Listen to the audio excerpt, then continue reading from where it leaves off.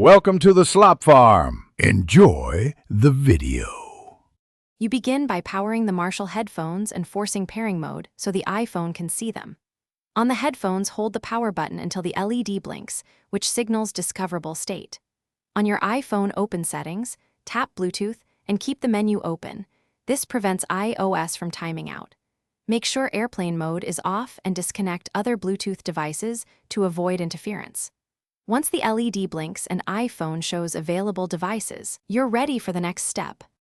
You tap the Marshall model as it appears in the iPhone's available devices list. That initiates pairing. If a prompt appears, accept it. iOS may display a pairing request or ask for a PIN. Use 0000 only if explicitly requested.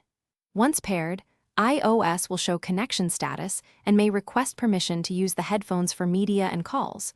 Grant those permissions so audio routes correctly. If firmware or an app notice appears, note it but continue. You can update later after confirming audio works. You finish by testing playback. Play a track and check left and right channels and volume buttons. If audio doesn't route immediately, open Control Center, choose Audio Output, and select your Marshall headphones to force the change.